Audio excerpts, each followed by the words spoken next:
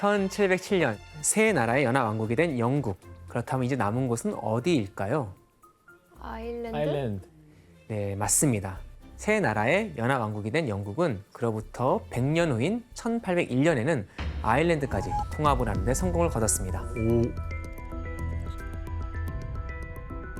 근데 사실 아일랜드의 통합 과정은 그렇게 순탄하지는 않았습니다. 사실 서로에게 이렇게 칼과 총을 겨누는 전투를 계속 벌여야 했고 수많은 사람들이 피를 흘렸던 역사는 그 가슴 아픈 비극으로 남아서 지금까지도 두 나라 사이에 영향을 미치고 있죠. 1171년 잉글랜드 국왕이 헨리 2세였던 시절에 당시 이제 아일랜드에 여러 소왕국들이 있었는데요. 이 소왕국들이 서로 싸우다가 이제 잉글랜드 영주들한테 지원병을 요청했습니다. 그래서 여러 신하들이 여기 진출했는데 헨리 2세가 아일랜드에 진출한 신하들이 힘이 세지는 것을 원치 않았고 그래서 직접 아일랜드를 점령을 하게 됩니다. 이때부터 잉글랜드 국왕이 아일랜드 영주들을 거느리는 종주왕, 로드 오브 아일랜드까지 겸하게 되었습니다.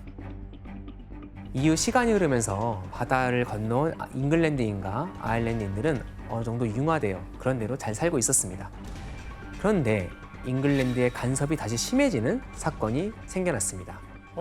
그것이 무엇이었냐면 바로 16세기 중반에 당시 잉글랜드 국왕이었던 헨리 8세가 가톨릭에 등을 돌리고 영국의 국교를 바꾸는 종교 개혁을 단행했던 것이죠.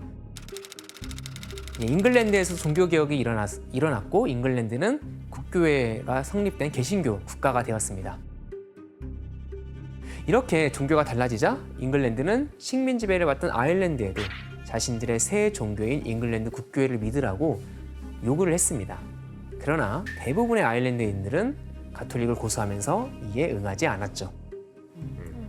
이 종교 갈등은 잉글랜드의 새로운 정책으로 더 심해지게 됐습니다. 기도를 보면서 한번 설명해 보겠습니다. 네. 자, 이제 여기가 아일랜드 섬이고요. 그리고 이 북쪽 지역을 우리가 얼스터라고 부르는데요. 17세기에 이 얼스터라고 불리는 지역에 잉글랜드와 스코틀랜드의 개신교도들을 대거 이주시키는 정책을 잉글랜드가 폈습니다.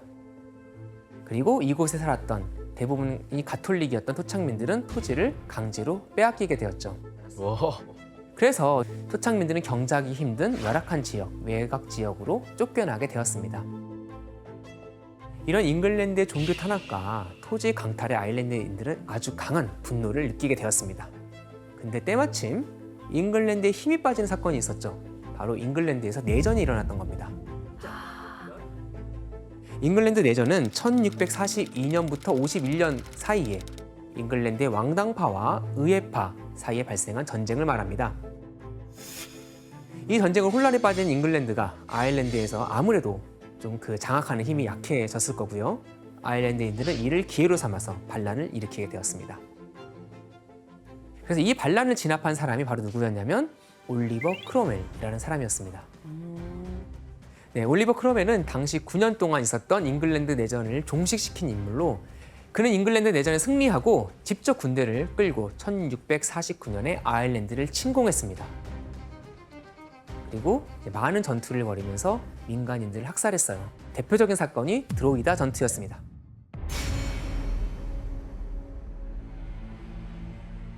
당시 아일랜드 약간 북쪽에 드로이다가 있는데 이 드로이다 성을 포위하고 수비대 전원을 물살했을 뿐 아니라 성 안의 주민들, 즉 민간인까지 약 2천에서 4천 명 정도 된 민간인들을 처절하게 학살했습니다. 당시 이제 크롬웰의 대대적인 아일랜드 정벌로 인해서요, 아일랜드 사람들은 정말 많이 죽었고요. 그래서 인구가 무려 15%에서 20% 정도 감소했다고 지금 이렇게 평가되고 있습니다. 데이비 씨, 이 올리버 크롬웰에 대한 아일랜드 사람들의 인식이 너무 안 좋겠어요. 예, 그 조상만 보면 지금 열리나요. 예, 기분 정말 나쁘고 그래서 그 1997년에 유명한 사건이 있는데 아일랜드 정리가 영국에 정치 많았는데 크롬웰 조상 보고 도전이 난 이 방에 이 조상이 있는 대로 있을 수 없다. 빨리 치워달라고 부탁했어요. 왜냐면 그 기분 너무 안 좋으니까. 하지만 크롬웰의 정복은 여기서 멈추지 않았습니다. 그러면 잉글랜드에서 자기를 따라온 개신교도들 그리고 자신을 따라온 부하들에게 아일랜드 핵심 지역의 토지를 모두 몰수해서 다시 나눠줬습니다.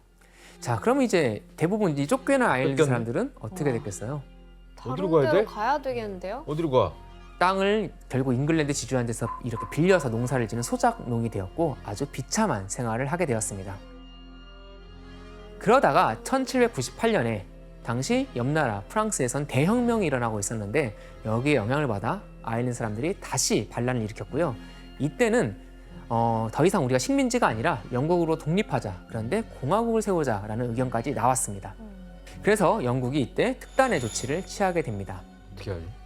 네, 이제 아일랜드를 반강제적으로 병합을 하기로 결정했습니다.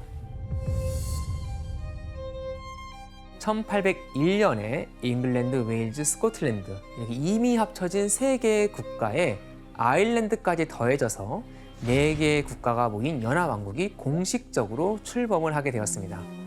그래서 국기도 다시 한번 바뀌게 되었습니다. 유니언 플래그의 옛날 버전에 아일랜드 깃발이 합쳐져서 우리가 아는 유니언 잭이 탄생을 하게 되었습니다.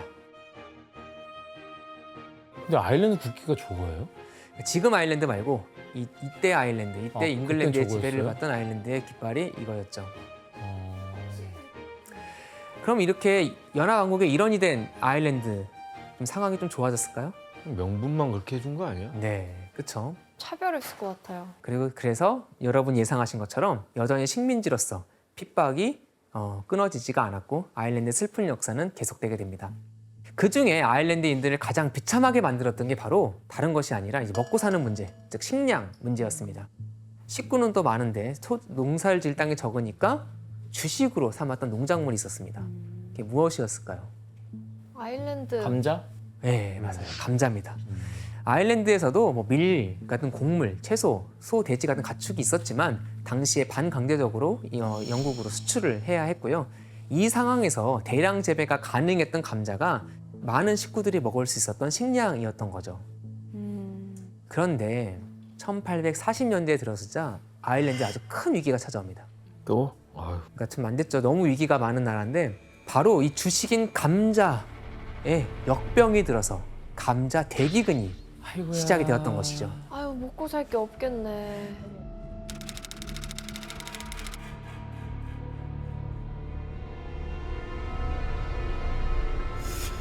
어머, 썩었네요?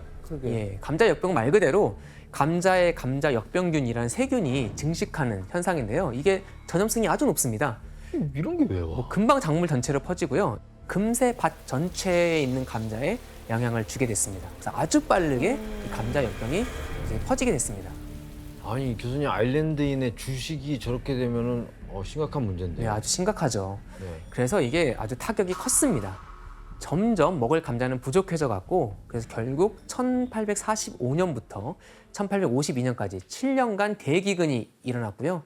이 기간에 아일랜드 사람들이 무려 100만 명 이상이 굶어 죽었습니다. 와.